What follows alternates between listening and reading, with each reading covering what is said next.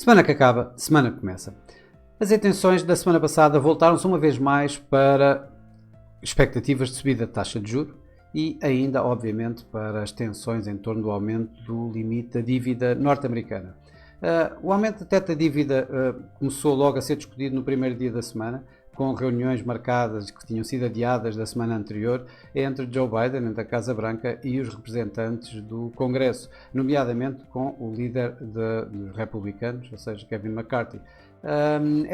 O primeiro feedback que houve dessas mesmas reuniões até foi otimista, até foi positivo, com ambas as partes a dizer que estavam interessadas em fazer um acordo e que a opção de um incumprimento por parte dos Estados Unidos não era opção, não existiria. No entanto, a saída de Joe Biden para Hiroshima, para a reunião do G7, acabou por levar, digamos, a que esse otimismo desaparecesse, com os republicanos a baterem a porta na sexta-feira, abandonando as negociações. Voltaram às negociações, mas ainda assim Kevin McCarthy acabou por dizer no fim de semana que enquanto Joe Biden não viesse, não haveria, digamos, uma grande evolução nessas mesmas negociações. Por outro lado, nos Estados Unidos, a Reserva Federal esteve bastante ativa, com os seus membros praticamente uníssonos a dizerem que não vai haver cortes de taxa de juros tão cedo. Note-se que o mercado tem vindo a descontar um corte de taxa de juros na ordem dos 75 pontos base até ao final do ano. E essa foi a ideia principal, digamos,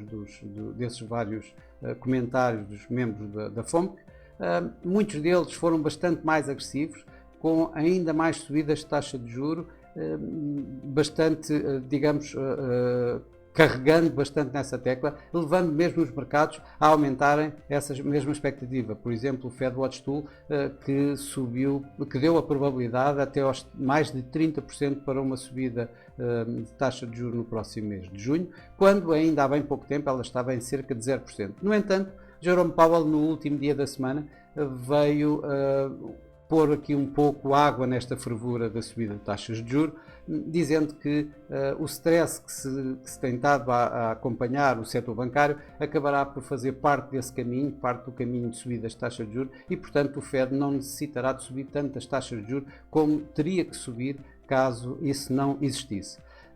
Por cá, pela Europa, também foram vários as intervenções verbais dos vários governadores dos bancos centrais na Europa, desde Luís de Guindo, o seu vice-presidente do BCE, até Christine Lagarde. Todos eles continuam a apontar para subidas de taxa de juros, nomeadamente Christine Lagarde foi uma vez mais bastante hawkish, aquilo que não era tão de esperar, pelo menos no posicionamento que tem tido, que teve em grande parte dessas mesmas reuniões, e continua a haver alguma divergência entre estes vários membros do BCE, com a ala mais hawkish a pedir mais subidas de taxa de juros e mesmo mais rápidas, a Olsman a pedir 50 pontos base de subida na próxima reunião da taxa de juros, enquanto outros, como o governador do Banco Central da Grécia, pede, digamos, alguma calma nessa subida de taxas de juros e aponta não para tantas, para uma taxa de juro máxima tão elevada quanto as dos países do Norte. Em termos de dados económicos, foi uma semana praticamente com poucos indicadores.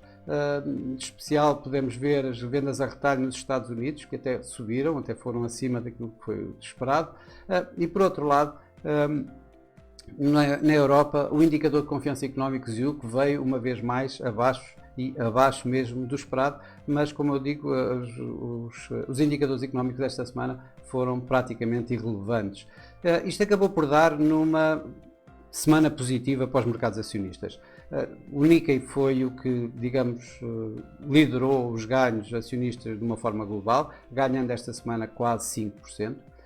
Na Europa, a maioria dos índices, os principais índices, estiveram em terreno positivo. O Eurostoxx subiu cerca de 1,8% e representa mais ou menos a média dos ganhos na Europa, enquanto nos Estados Unidos o S&P 500 subiu 1,65%, representando também essa média, com o Dow Jones a ficar pouco alterado, ganhando marginalmente cerca de 0,3%, e o Nasdaq a liderar os ganhos com 3%, à volta de 3% de ganhos. Por cá, o PSI teve um desempenho inferior face aos pares da Europa, perdendo mesmo 0,5%, cerca de 0,5%, isto com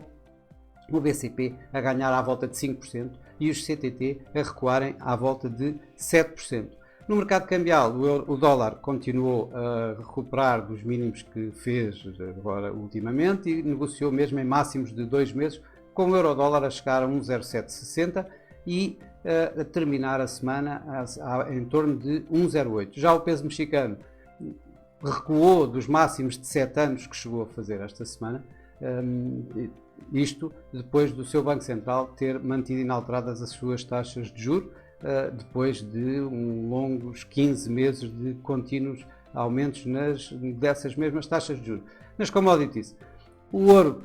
acabou esta semana por refletir um pouco um dólar mais valorizado e a subida das taxas de juros que também pressiona o ouro, caindo destes máximos